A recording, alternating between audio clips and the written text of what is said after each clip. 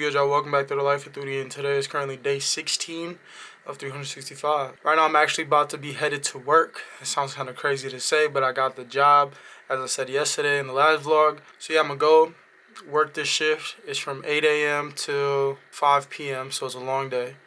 But, you know what I'm saying, woke up early, got things together, got showered up, ate some breakfast already. So I'm going to go handle some business, go do that. I'll let y'all know how my day was when I get out of work. You feel me? Yo, what's good, y'all? So I just got out of work, which is kind of crazy to say. But it was a great day today, you know what I'm saying? It is currently 6:42. I got out about an hour ago. I got home. I've been chilling, you feel me, relaxing. I'm going to be taking a shower soon, but I'm going to hop on a game of Lost Boy and then probably take a shower, go to sleep. I don't have to work tomorrow, luckily. But, yeah, it was a great day. I'm doing inventory, which is basically just me stocking products and whatnot, you know what I'm saying? And I just want to say, like, go out and do something new, you know what I'm saying? I was scared. I was anxious to, like, get in a job or, like, how people would view me or treat me knowing that, like, I'm coming from freelance and, like, I'd never... Well, for the past few years, I didn't have to work a job, you feel me?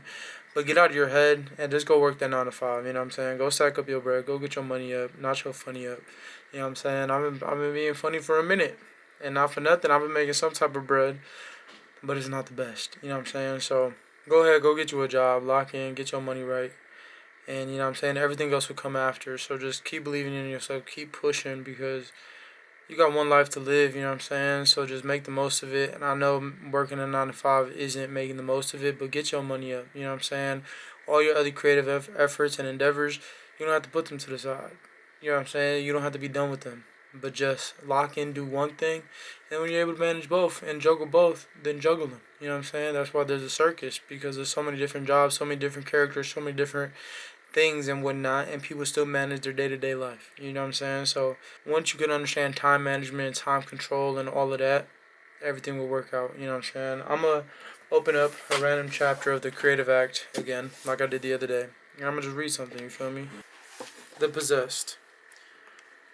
Artists are often portrayed in films and books as tortured geniuses, starving, self-destructing, dancing on the brink of madness. This has instilled the belief that to make art, one has to be broken, or that force of art is so powerful that it breaks its maker. Neither generalization is true. These misconceptions have a disheartening effect on the would-be artist. Some creators may live with a profound darkness. Others stride forward with ease and exuberance. Between lies a wide range of artistic temperament. For those called to art who do struggle with an overwhelming sensitivity, the creative process can have a therapeutic power. It offers a sense of deep connection, a safe place to voice the unspeakable and bare their soul. In these cases, art does not unravel the maker, but makes them whole. Although the character of the tortured artist tends to live more in mythology than in reality, this does not mean that art comes easily. It requires the obsessive desire to create things. This pursuit doesn't have to be antagonizing. This pursuit doesn't have to be agonizing. It can be enlivening. It's up to you, whether you have a powerful passion or a tortured compulsion. Neither makes the art any better or worse. If you are able to choose between these paths, consider selecting the more sustainable one. An artist earns the title simply through self-expression as they work in their own way at their own pace. What works for you? There's a songwriter who wrote all of her music in the same messy room in an old office building. It hasn't been touched in 30 years and she refuses to let it be cleaned. The secret is in the room, she says. She believes it and it works for her. Charles Dickens carried a compass to make sure he always slept facing north. He believed that alignment with the electrical currents of the earth supported his creativity.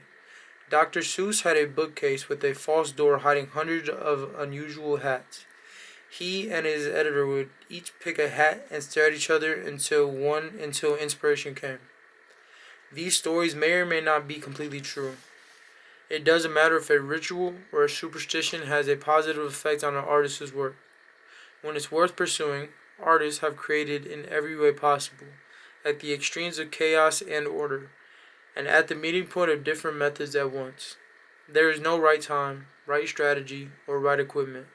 It may be helpful to receive advice from more experienced artists, but as information, not as prescription. It can open to another point of view and broaden your idea. It can open you to another point of view and broaden your idea of what's possible. Established artists generally draw from personal experience and recommend the solution that worked for them. These tend to be specific to their journey, not yours. It's worth remembering that their way is not the way. Your path is unique, for only you to follow. There is no single route to great art. This doesn't mean ignore the wisdom of others. Receive wisdom skillfully. Try it on for size and see how it fits. Incorporate what's useful. Let go of the rest. And no matter how credible the source, test and tune it to yourself to discover what works for you. The only practice that matters is the one you find. The only practice that matters is the one you consistently do, not the practice of any other artist.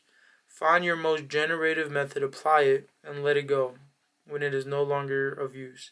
There is no wrong way to make art.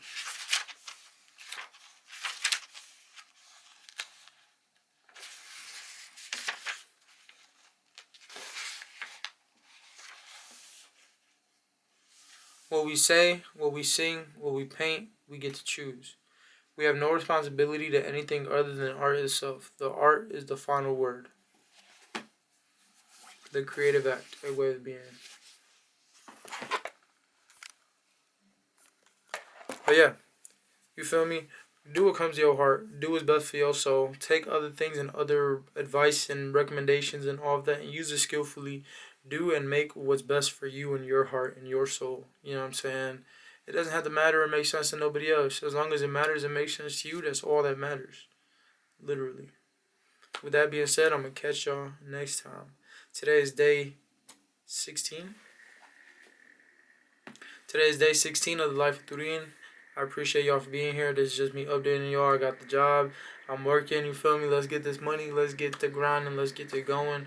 Hope y'all had a great day. Continue having a great day. And yeah, you know what I'm saying? I'll catch y'all when I catch y'all. See y'all when I see y'all. Peace.